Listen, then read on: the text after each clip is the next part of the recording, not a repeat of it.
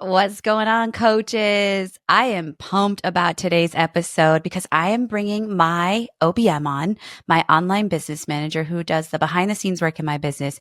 And we are doing a full launch debrief on our recent 4-day training that opened the doors to our live cohort of the FBL. So if you ever want to know how we put together trainings, what do the numbers look like? What went well? What did we learn? What totally flopped?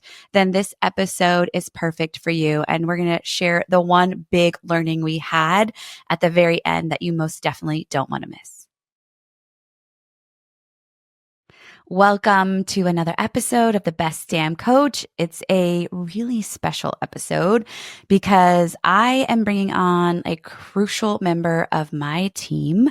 And today, both my OBM, Tina, who she'll say hi in just a moment, is joining me, and we are doing an entire debrief of our recent launch into our only live cohort of the Framework Builder Lab in 2024. And talking to the members of the Best Damn Coach and some of my other listeners and audience members, one of the things you guys love is hearing like, how'd you actually put this together? The real life struggles, which we did have several inside of this launch, but also the wins and what the actual numbers look like inside of a launch and what it takes to actually, set up a 4-day training. So today we're going to spell all those things out, and I'm excited to share Tina with you guys as well. So welcome, your first podcast ever. Hi, Amanda. Thank you for having me. I'm excited. Yes, first podcast ever. So we were just talking, we were comparing our outfits, comparing our skin tones, all the things. Don't forget, you can watch us on YouTube too, so you can see us both chit-chatting live back and forth. So before we talk about the launch, I want to talk about the role you play on my team. We've been working, we'll be celebrating, I think, our 5-year anniversary together next year in March-ish. I want you. it's finally. I know after it took 3 years. I am horrible with birthdays and anniversaries and dates. I'm always like, how long have I been married? And Justin's like so good at it. But what I want you to just first share, when I say OBM, what does that stand for? And from your perspective, what does that role encompass? So share with everybody what you do. So, I joined you 5 years ago, actually as a project manager at that point. Other people were on the team and things looked way different back then. But today I'm your OBM, which is an online business manager, and I'm taking care of all operations, team management, goals, KPIs, everything that needs to run smoothly in the back end that everybody else can work and that we meet our goals. Yeah, it's so good. So online business manager role now. You started as project manager. I think back to that time, and what I knew then was I needed support like managing myself and, as the CEO, the owner, and I wasn't a solopreneur then, but I would say I had a lot of lower level support tasks help. But also podcast management has always been a place I've invested just because I knew I was like not doing all the editing and all that kind of stuff. But I think back to then is kind of like you don't know what you don't know as well. And being someone who's never run a business, never done sales, never really done systems. Like I ran my classroom well. I had tons of systems, but those are in-person systems. And so I knew at that point, to get to the next level required somebody who could kind of manage me and create workflows behind the scenes so that I could elevate myself out of the day-to-day so I could focus more on client delivery, focus more on service, getting clients. And it's really fun to watch you grow, right? Because you decided to go through OBM school and further your credentialing, but also to see, like you said, it looked a lot different then. And I feel like maybe you agree, even the last 6 months has been massive growth because we've brought on, essentially, actually a year ago, our team looked entirely different. Like none of the people that actually we have with us right now worked for us even a year ago. So if we think we've really onboarded 4 new team members in the last year, that have allowed both of us to get into our zones of genius. And I knew from a leadership perspective last year, I needed to do a better job at that. Is if you're handling sending out emails, then you're not doing the best Tina things. And so it's been really cool to watch that. What do you think about that? You agree, I'm sure. Yes, definitely. Yeah, Yeah, it's nice. no, it's great to have the team that we have right now. It's a game changer what happened over the last couple of months. And it's really nice to have all of them. Shout out Yeah. to all the girls on the Yeah. team. Shout out to the team. This is to you too. I mean, obviously, you have an accent, and I Really? feel like it's actually really cool if you would share how you got to doing this. And, like you weren't always an online, working online as a VA/project manager. So, will you talk about like that trajectory of how you ended up doing what you do now? So I was born and raised in Germany and moved to the US 10 years ago. Met my husband, who's American, in Germany, and then followed him here to America. Yeah, so at this point, I had a small baby. She was 1, and I did different things in digital marketing, I would say, to keep it proud in Germany. And after moving here, I was trying to get my foot back in the door. I want to work again, and I want to make it manageable with the baby at home, and it was really hard. And this is when I figured out, okay, good, maybe I can do some virtual assistant work in the digital marketing space. And at this point, I met Amanda. Yeah. And what's so funny about it is, roughly 5 years ago, I was at a mastermind event and I had, friends in the space that were like, Amanda, you got to get out of the VA. You need a higher level person. But obviously, that's an investment. That, it's always scary when you're making that next investment as a business owner because you're trying to justify the expense.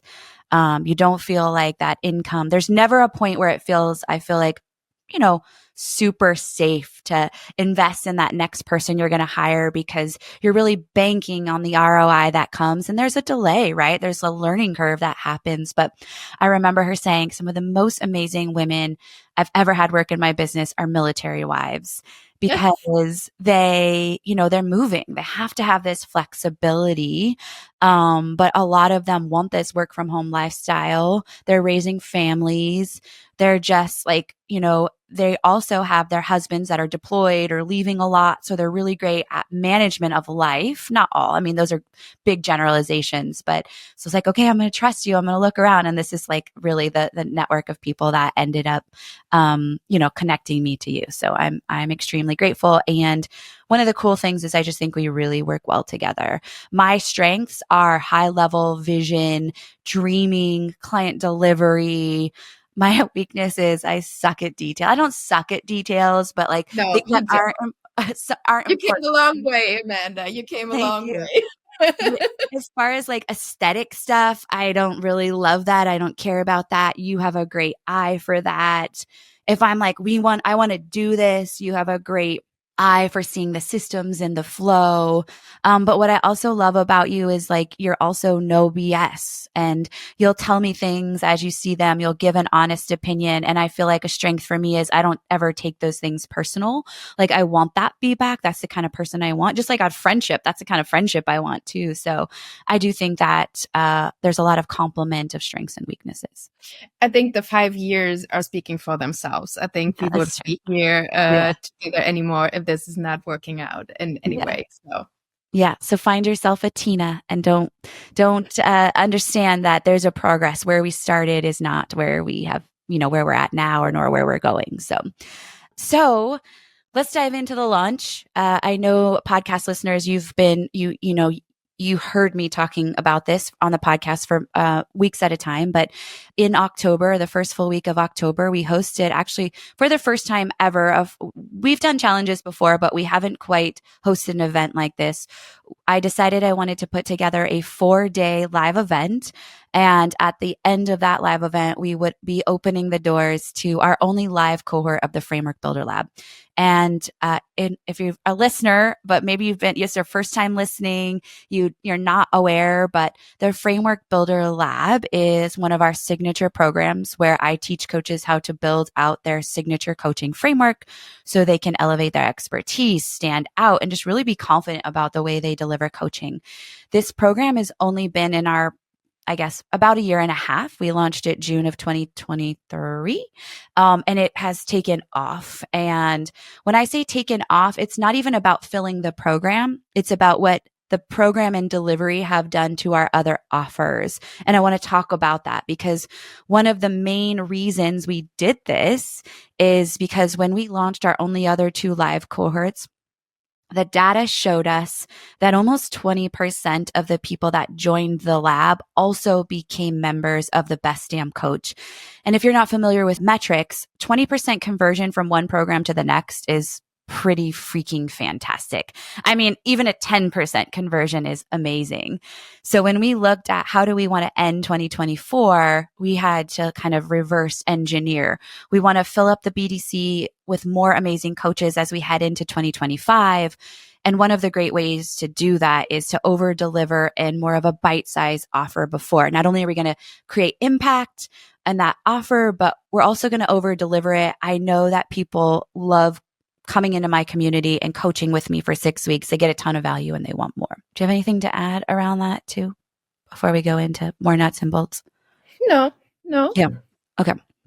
So, right, I want you to pay attention to like the thought here is like reverse design. What do you want? What's the end goal? Yes, it's about filling up the first offer, and it's actually also about filling up the second offer, which we're recording this right now, that the live cohort's going on. We're not going to be able to even share data. Maybe we'll do that in a future episode. We're not even going to share data around the conversions of the BDC, which I know will be fantastic. But really what I want to focus in on is that launch. So let's go high level and talk about what we ultimately did. So we hosted a 4-day training, and those live sessions were on a Monday, Tuesday. We took a midweek break on a Wednesday, and then hosted sessions 3 and 4 Thursday, Friday. We had a heck of a time. I'm going to say I had a heck of a time making a decision around how I wanted to split those days up, because there's like fall break in there. And then I was potentially going to be traveling, and I didn't want to be hosting this event while we were maybe going to be taking a trip. So honestly, it was like I overthought that whole thing. And I was like, I'm going to just make a freaking decision and make it work. I don't think when you're doing 4 days that there is a best fit. I mean, we talked about maybe even splitting them up and going into 2 weeks and doing like 2 days 1 week and 2 days the next. But ultimately, I think when you're making a decision to launch something, there's never going to be a perfect day. There's never going to be a perfect way. You got to go out, do it, collect the data. And I don't think that the way we did it would have been any better or worse if we had split the days up any other way. Do you agree, or what are your thoughts around that? For sure, I agree. But in the end, we know we got right in the path of Milton at that point. I think it was Yes, I want to talk a lot about that. Yeah. Actually, in the end, it was not the good week, but there will be always something. So for sure, it was a good week. Yes. Yeah. Yeah, I love that you brought that up. I want to talk about things that pivots and things that we had to do that didn't go so well. But like you said, there's always learning phases. So what I would love for you to talk about is how we organize. So we kind of knew the end goal. And so will you speak to, before we really even start the planning process, will you speak to how we organize in Monday, talk about what Monday is, and talk about some of like the workflow and things that we knew we had to set up as we began organizing? Mm-hmm. So we're using Monday.com for, I don't know when we started using it, maybe 2 or 3 years ago. Yeah, probably 3-ish. Yeah. hmm So we have lots of data in there already. We have boards that have all tasks for launches, for webinars, for everything that we usually do. For sure, there's always new stuff coming. And I'm Um, going to interrupt real quick. Monday.com is the software. We'll put a link in the show notes, but it's essentially a project management tool, work management tool, comparable to something like Asana or ClickUp or Trello. We just really like Monday. I do. It works with my brain, and now we're super invested in it and we use it for everything. Okay, keep going. yeah. So we took the old board for our Framework Builder Lab live course and went over it, adjusted dates, figured out if we need everything still, if we need maybe something more, and then assigned tasks to people who is accountable for what. This is the first step to see, okay, what do we need? What are the time frames? When does it need to be done? And yeah, that was the first step. Yeah. So we reverse engineer it. So if we think of the systems like in our brains, it's like, okay, I always think how we organize is based on the client journey. And I think this is really helpful for you listening because it's very like, I want to host this training. It feels like a really big thing, but there's tons of baby steps. And I see a lot of coaches get stuck. Like, I want to host a webinar and then they freeze because they're like focusing on hosting the webinar. The better question to ask yourself is, what are the steps that the client's going to go through? And that elicits the things that we need to do to make sure we have all the puzzle pieces in place. So if we think about, there's going to be a sign up page. And then from that sign up page, there's going to be a thank you page. There's going to be emails, right? They're going to have a link to get to wherever we're going to host the training. Then for us, we have a Facebook group, which I'm going to talk about as a strength here in just a little bit. And then, obviously I have to write the content for what I'm going to be presenting over those 4 days. Then at the end, there's going to be emails that go out that open the doors. So what we do is break it into those bite-sized pieces and think about what is the entire workflow of all the pieces. As Tina said, we break them into kind of subtopics and begin assigning due dates, accountability, etc. So when you're planning something, we also would call this a live launch. So while we have we have this automated webinar that we do, every, strategy wise, what you want to think about in your business is you have lots of people in your network right now, following you on social media, following you in other ways, maybe part of your email list, listening to your podcast. And what you would imagine is like, they're lukewarm. Like many of you listeners tune into us every week. You love what we share, but at some point, obviously, we want you to come and join our programs. Like we want to show you what's possible when you invest and come closer. So live launches do that. It's like we're warming everybody up. We're getting them tons of value. And then we want them to come join our offers. So thinking about your business, you want to make sure that you're doing these as well, because what I hear from coaches often is like, I'm posting on social media, like nobody's buying. And that's because they're just lukewarm.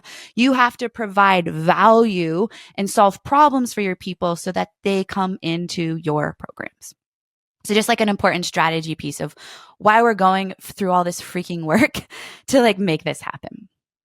Anything you want to add on that? No, that was the first step. Also, maybe we talked about Facebook. What also is important to get all these people into our contact list, right? Yes. That's important, and that maybe leads us to the next point, how we go on over there. But please, yeah. Okay, perfect. So how do we get everybody in the doors? So now let's assume like everything's set up, at least the sign up phase is set up, right? So that's something that we do is we focus on what matters first.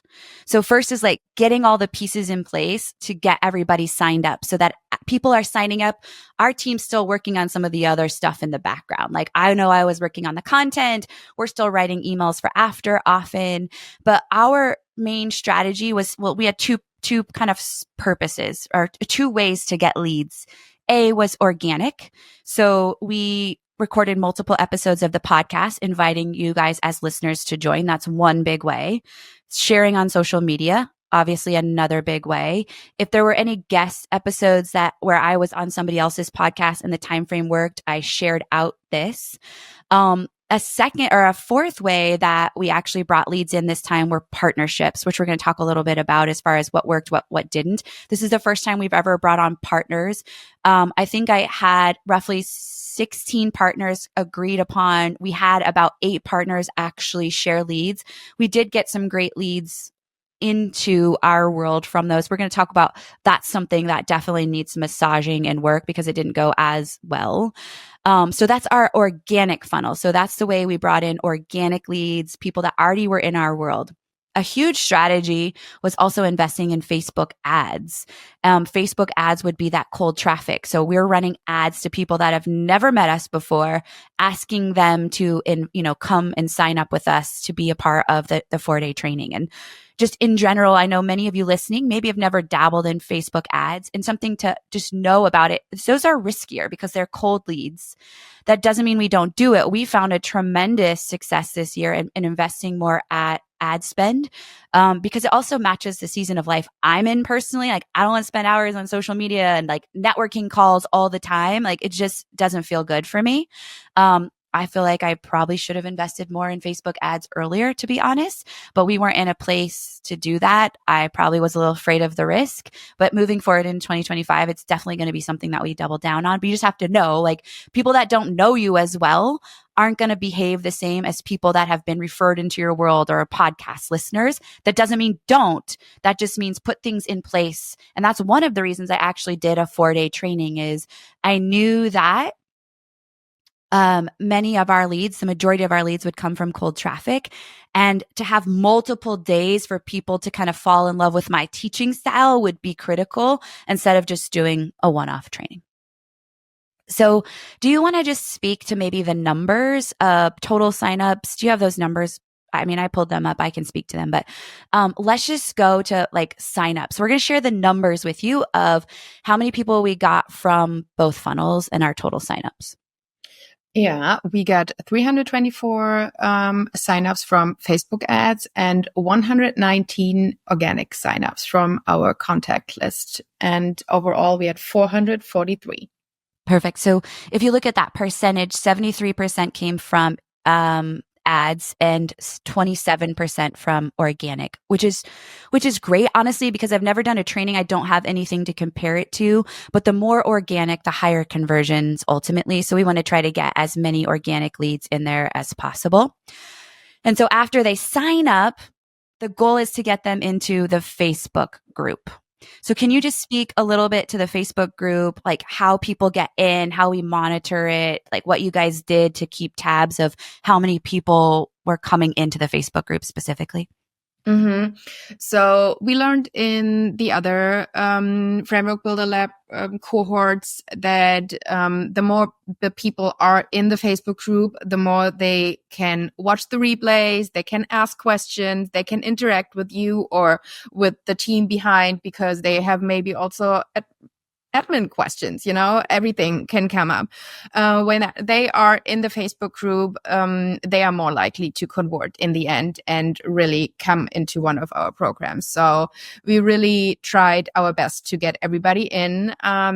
So what we did to track all of this is we created another board in Monday that was automated. So when people signed up, they were automatically entering the board, and we knew right away where they're coming from. Are they coming from Facebook ads? Are they coming from organic leads? Because this is what we want to know afterwards, where people were coming from.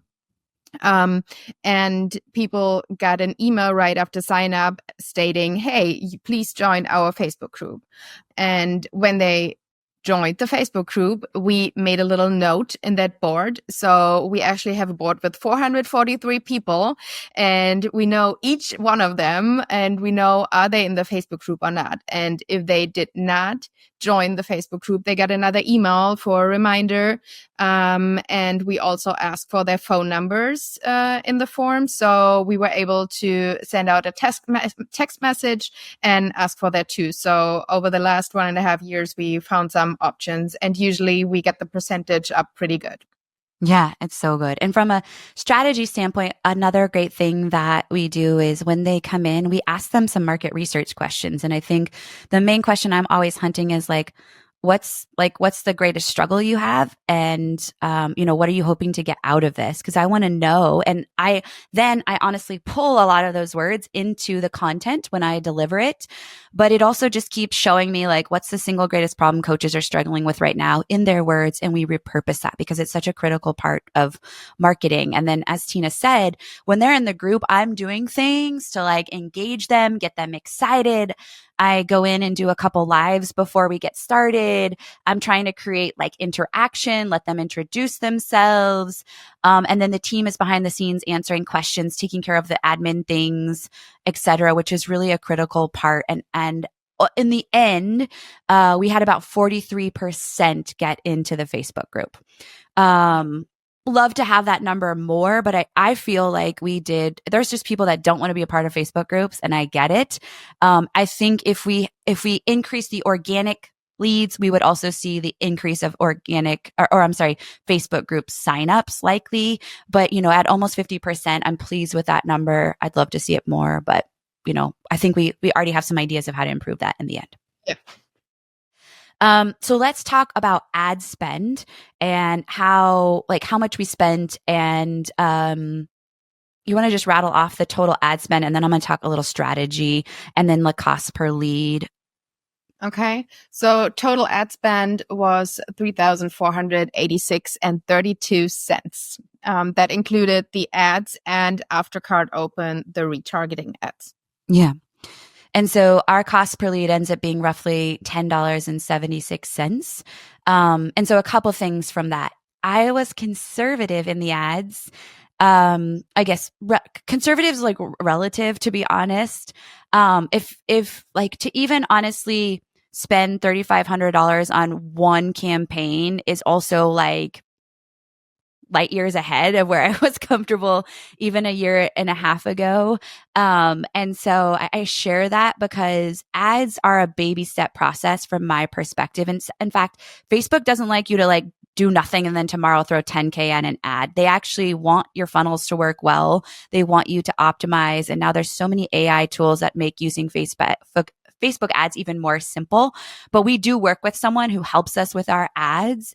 And we kind of say, this is what we're after. How do we organize? I typically write the copy. There is, creatives. We're trying multiple different creatives. So when we set out the first set of ads is towards the signups, and we put out, I think, 6 different ad creatives. We watch which are performing well. We shut down the ones that aren't. We optimize that ones that are. So as far as cost per lead, I'm happy with it. I'd love to see it below $10. I'd love to see $8 to $10. But when I talk to other colleagues, we weren't far off from like what other people are. Some colleagues were spending more like $12 per lead. And in the end, this is like the thing I'm always thinking of is the goal. How I determine my budget, by the way, is talking with my ad person who's somewhat conservative as well. It is if I have one conversion from this into the BDC, we've made our investment back and then some. So that's really where I kind of came with that, like kind of spend. Now we've done this once. We know it works, and I'll tell you why. Now, next year when we repeat this, which I plan to repeat basically the same thing at the same, similar time of year, because I feel like we've done all this freaking work to get it set up. We would be stupid to not do it again and go and make improvements. And that's where I think I've really grown as a leader is not doing new, but doing it and repeating it and getting it better. So when you're listening to this and you have one workshop and then you put all this time and energy and you're like, well, it didn't do as much as I wanted. And you like throw it to the side and you start over. This is a waste of freaking time. And I tell you firsthand because I spent a lot of freaking time wasting time on trying to always start new things. Anything you want to share so far on those notes? No. Okay, perfect. Okay, so that's all the sign up stuff. Then we start. So we've got 4 days of content. So what's happening during that time as far as our team roles? Well, my number one role is deliver the hell out of the content. So nobody else writes the content. In fact, the team doesn't really know what I'm presenting. That falls on, me. I'm writing the content, creating the slide deck, creating the homework, all of those things. Where the team does support that process though is we found having a workbook is really beneficial throughout the week. So I am trying to plan the content ahead enough of time so that there can be a great workbook that supports that. And Tina, do you want to speak to any elements? You're the one usually creating that. So any thoughts around that? No, I'm usually creating the workbook. I think the workbook is great to keep people also engaged. It also is our little homework plan that we have. So the group is getting a small task each day just to keep them engaged, to do something, to think about what they have learned during the day. And this also turns into an incentive in the end, right? So we're going to pick someone who did all the homework. And I think this time it was a one-on-one session with you. Yeah, it was. Yeah, you're right. Yeah, Good. totally. You nailed it. Thank you. That actually, I kind of forgot about that to talk about that. So, I am presenting live every day for roughly an hour of training. It's webinar style. So they come and listen, and I'm really using the chat box as the feedback. I'm, sharing slide deck, sharing the content. And at the end of every session, there's a small homework assignment again. So there's a heavy focus on implementation because I know it irritates me when I sign up for something, or it's just like, you're leaving money on the table and you're not serving your people, in my opinion, if there isn't that implementation. It's just like throwing information at them with no feedback and getting anywhere. And regardless of if you signed up for the FBL after or not, I want you at the end of the week to be like, damn, that was good. Like I got a lot from that. And I want more. Maybe now's not the right time. The investment's not the right time, but at least, like I attended this training and it knocked my socks off. And the way we do incentivize that is every day the team would put up a homework thread in the Facebook group. And we ask like, hey, if you participate in all 4 days of the homework, we're going to randomly choose a winner. And so that's increasing engagement. But what it's really doing is getting the people more results. And that's what I love. And so we anticipate a trickle. Like how we start Monday is not how we finish Friday. And we've hosted lots of challenges over the years, and we always see that. So just as an FYI, like adjustment of expectations is, I know engagement will dwindle, but what's really cool is by the end of the week, I know who the warm leads are and who are really, really either just getting so much out of it or are ready to move on to the next thing. And that's something else the team is watching for behind the scenes. We keep track in our Monday boards of like who's warm, the engagement, etc. That's happening. So will you speak to what else the team does while I'm focused on like the training component?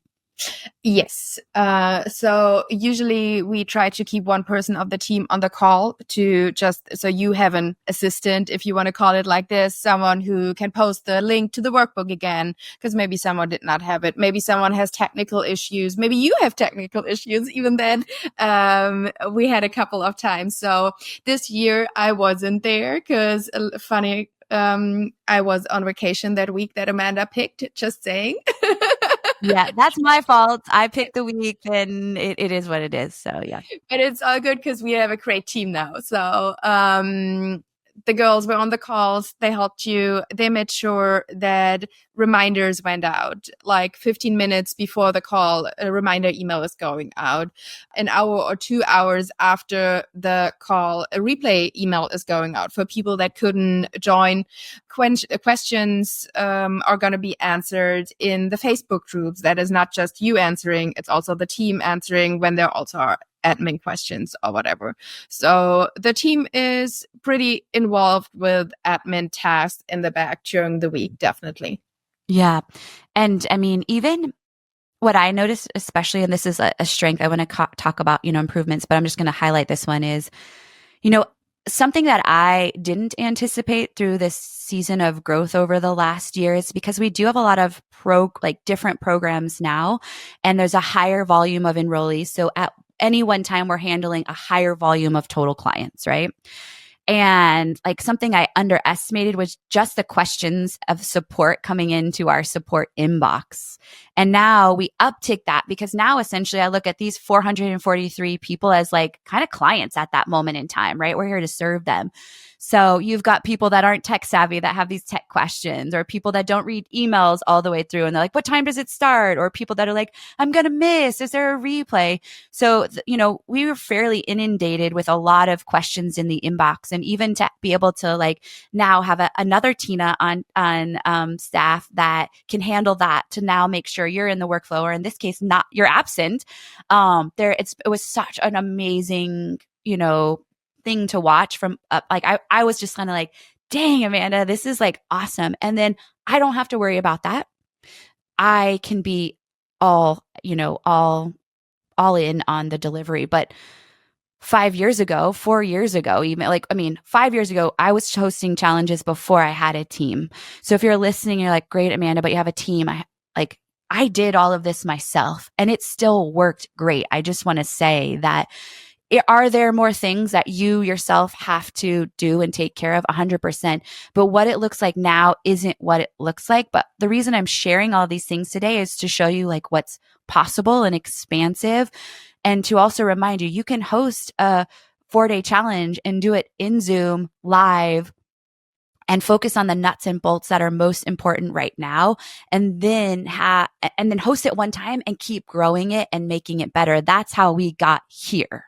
It did not start like this. I know, and we double down on when I teach live, whether it's webinars or day training, few day trainings, people become our clients. And so knowing that that's the main sales mechanism inside our business is how do we get in front of people and teach live? And if you know that about your business, then how do you double down on that, in the coming year?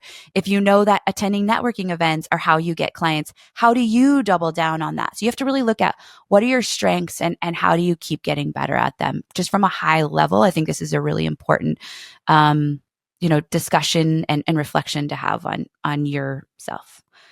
Okay. So training goes by, we open the cart on Friday. Now we have basically what we anticipate being a 1-week promotional window, to cart close until the hurricane hits. And we have a flood of emails of people saying like the hurricane, I can't attend. Oh my goodness. And we have multiple kind of disasters happening.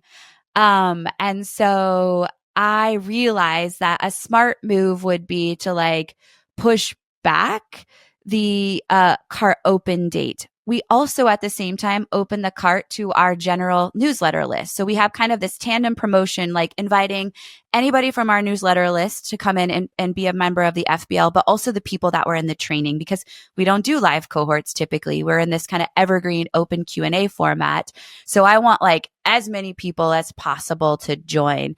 And I'm pretty sure the team was like, what? I was like, we got to do this. And then I was like, also, we're going to add a last minute workshop, because what I noticed was, because we had this weird thing happening, was because the promotional window was going to be like now a couple weeks, I didn't want people to go cold.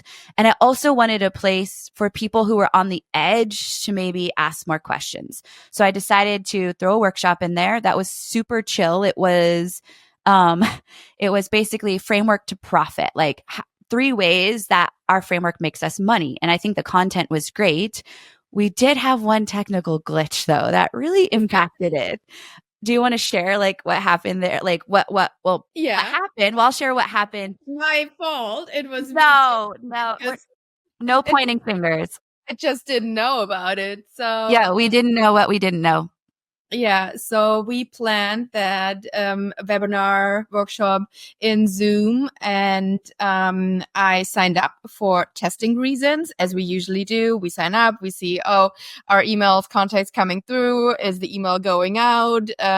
So I did that, and when I prepared the email to go out to all the contacts that were supposed to join that webinar, I used that link that Zoom sent to me, because I mean, it was to to go Yeah, live go. for that Yeah. video. So I took that video out of the email and placed it into our email that went out to our contact. So, and when the webinar started, there were like 20 Tina C's. So all these people start coming into the Zoom room and it's like Tina's name on the Zoom handle, Tina, Tina, Tina, Tina. And I was like, this is kind of like, it was almost like Twilight Zone-ish. And while it didn't hinder the delivery, what I feel like though, like how it impacted it ultimately is a lot of people, and I was trying to get people to change their name. Some people didn't know how, but what I think that the byproduct of that was a lot of cameras went off, and I try as much as possible to use people's names and to call out engagement. So what I think it did, it just subdued the engagement and it impacted and it was just weird. And I think I mean, I'll pat myself on the back. I just ran with it. It didn't impact the way I was delivering, but it impacts the overall environment. Did that hinder conversions? I mean, we don't know how to collect that data, but what I do know is we learned. And that is the cool thing about it. I think that in general, that having that workshop there allowed me to test some content, maybe did push some. I definitely think there's a couple of people that came to that pushed them over the edge for purchasing. So in the end, I'm grateful that I did it and we learned along the way. We had like 51 people on that call. Yeah, definitely people signed up for it, which was super fantastic. We just don't know who it was. Yeah, we just don't know who actually came. Tina came. A lot of Tinas came to the party. So okay, so then fast forward, we're then sending out the follow-up was basically a series of 8 emails, which ended up being more like 11 because we started the emails and then we were like, hey, we decided last minute to just like host this workshop. We've got hurricanes happening. We've got like fall breaks happening. We just want a chance if you didn't come to be live, like come back. So we kind of like email started, interrupted with an invitation, and then finished those emails, all of which lead to the Cart Open series of joining the FBL. And so fast forward, we end up getting 51 people to sign up in the FBL, some of which are also not just new people, but some of which are BDCers. Because one of the cool things that, I mean, I love about what we do and what I invite is when you're in the BDC and we have these opportunities for extended learning, I automatically gift a spot to my BDCers. Not a have to, but some of them were excited to, because they haven't ever been in the Framework Builder Lab. They joined the BDC, or maybe they've done it and got such results they wanted to refresh.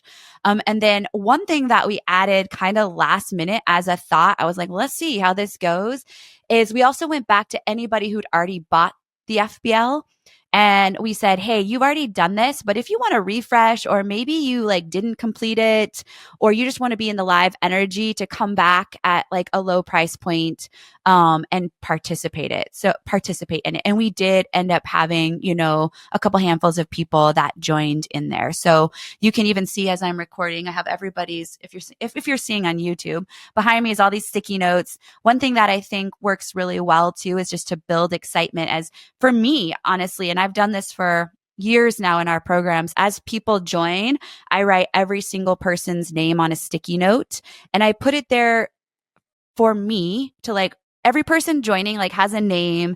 They are a human being. They need acknowledged. It energizes me. But I also love sharing that social proof in social media too, because people get to see, oh my gosh, these people are building and there's more people joining, and it starts to create, I mean, for lack of a better word, this like FOMO experience of joining. And so that is like, I think a really great, I think we also should mention the 7 people that are gray and we don't know where they're coming from, / for sure we know where they're coming from. Like they just saw your stories on IG, or they came to our website, or wherever they found out, but they did not attend the training, but still purchased in the end. Yeah. So. Yeah, that's so good. That's like such a great, is bringing them in somehow, even though, and they might, and those people could have been following me for a year or 2 days, or met me somewhere and jumped into the training. So in the end, our full cohort was 51.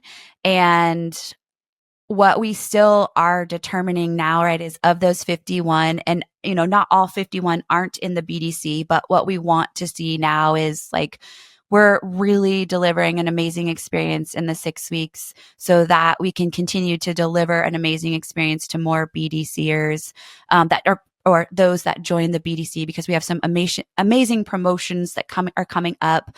I love like the energy of December of inviting people into the BDC, because it's like, we give a huge price break for those that join for a year-long mentorship. And it's just like this good energy, 2025. If you're joining the BDC, one thing we do we're going to be doing on the 18th, for even those of you listening that have been like, okay, I'm ready to make an investment. You're going to hear me talk a lot about the BDC over the course of the next couple weeks. Not only are we having an open house on December 4th, by the way, so if you want to come get like a behind the scenes look at what the BDC is like, definitely sign up. I'm going to be opening up this one and only call to non-members, so you can get like a peek behind the curtain of what our BDC calls are like. You can sign up at amanda-walker.com/December. That's it. Yeah. Good. Okay. I didn't plan to share that. And I'm like, perfect. But one of the things, if you join right now, is we host 3 implementation events a year, which are kind of like virtual retreats where we like go deep on a topic, but you'll be there with us to join our December 18th event, which is mapping out and planning your 2025, which is such an important part, I think, of this time of year. So let's just finish out with like some of the things that you think went really well. Actually, let's start with things that didn't go so well. We already alluded to the weather patterns. One thing that I want to say is like partnerships didn't go as well as I would have liked, and a couple things around that. I mean, if we really put like on a scale of 1 to 10, Amanda, how all in were you on that? I'm going to give myself like a 5. It was just a lot to manage all the things. I think we need somebody specifically managing that's not me, and have a better strategy around it. But I also am really proud, like we just did it. We made do, but 2 things that didn't work out so well around that for me are we had, a great deal of people that said they were in, and then when the rubber hit the road, they prioritized their own promotions and had conflicts. And so that's hard, but I get it. So it's like we got to communicate a clear understanding of what that looks like in the time frames ahead of time, or at least just get people to say like, no, so I'm not spending time and energy and getting them involved. And then I still think we have work with ThriveCart around this. So ThriveCart is the system that we use to track the leads that bring in our affiliates. I think we need to do a better job of like getting the actual names to our people so they can nurture them. So we definitely have homework to do around partnerships. So what are your improvements?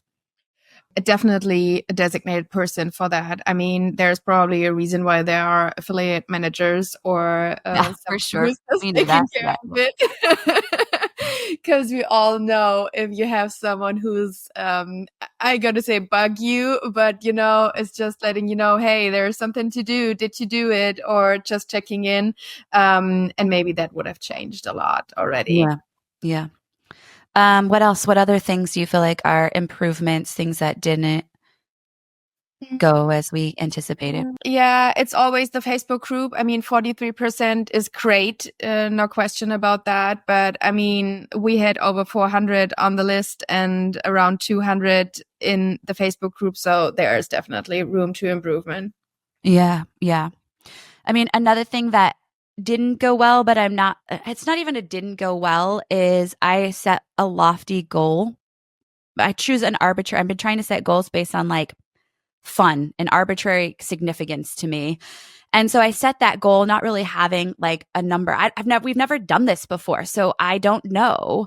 But in reverse engineering, like the amount of ad spend, like there was not a realistic way that we would hit that goal unless organic leads really came through. And truthfully, partnerships didn't end up. So the number of leads we needed to hit that goal, like we just fell short. Really, I think to hit that goal, we needed to double our ad spend and be more in the 6,000-7,000 range with over 1,000 leads, which would 100% be where I will go next year, maybe more than that, even depending on where we're at and what we need or want. So I really love, like, I love doing what we're doing right now. And now, like, when we do this again, we're not starting from scratch.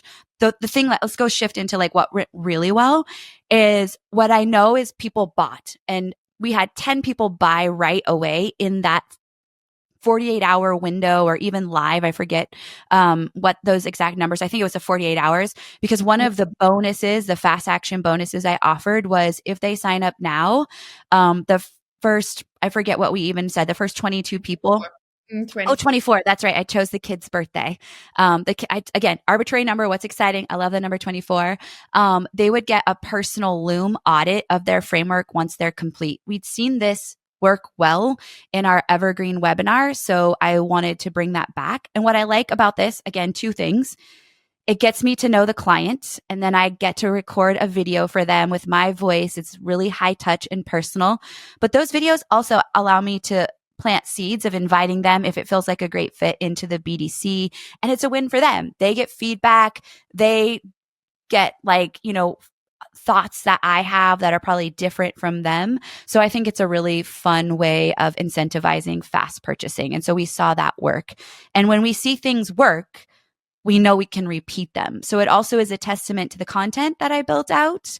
A couple things that I think could improve are some of the homework assignments. I could clean those up a little bit, make them more clear, make them more simple. So as I'm going through the week, I try to make notes of those things so that we can, keep track of it as well.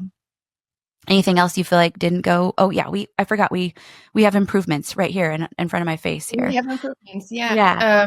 The team was the biggest improvement for me because otherwise a lot of smaller tasks fell onto my plate, and it was really nice to have a team who is working hand in hand and is all into it and worked on it. So that was definitely the biggest improvement for me.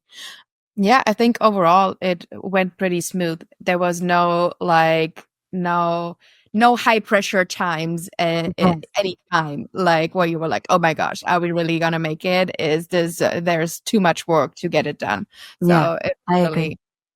And I think it's a testament to the team.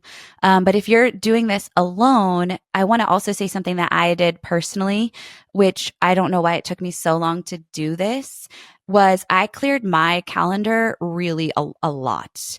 In the past, even when I've been doing this solo, I'm still trying to see like my normal schedule of clients and, that was dumb. So what it did is it gave me the bandwidth to really assess what was happening each day. I would end up making like tweaks to my content, and I would go back and check the emails that we were going to be sending out just to make sure they were still in alignment. And so I think it improved the quality of the product that we delivered because I was able to have time and space. So anytime you're delivering some sort of launch, whether it be a webinar for the first time or maybe just in general or a multi-day training, is like, don't be afraid to clear your calendar out to give yourself the space to really make things work and make sure that you aren't burnt out and exhausted. And I mean, that's also like something that was a struggle, just like personal stuff happened. I lost my aunt that week. So she died that Sunday before we started, which was super heavy for me. And I also was preparing for my grandmother's memorial. And so we had family coming into town. We were putting together her memory books and, going through her things. And then I also had a really challenging few days ending a professional relationship that like honestly didn't quite go as I anticipated. And so there was a lot of personal stuff percolating around for me. And you can't just shut down in those, like you've committed to this process. So I was really grateful to have the extra bandwidth to like handle my own business, not let that stop me, to like turn that into purpose and drive. But I'm not going to lie, I was tired and I had some tears managing. Not the work stuff was so easy. And I was so grateful for that because I was managing the frustrations and some of the sadness with some of the other things happening. So that's never ideal. But I do feel like when all that is thrown at you, it's like your opportunity to level up and show up differently. And then like, have immense gratitude for all of you guys, for all of the pieces that you guys were serving as well. So any other thoughts? Holy crap, this is a really long episode. Maybe the longest episode ever. But it was good. I mean, I feel like we had a lot of stuff to say. So if you're listening, I hope you just found so much value. But do you have any final thoughts? No, it's a fun thing to do. We're going to do it next year again. And Yeah. don't use this thing link again for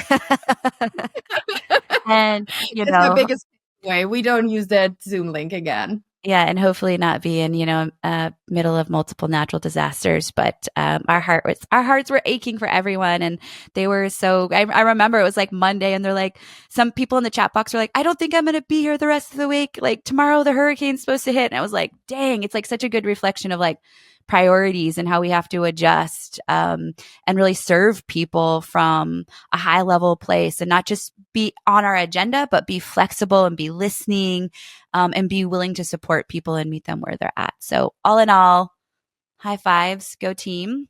I'm just super And grateful for here's you. can have a Oh yeah, here virtual let's just a virtual cheers. Cheers.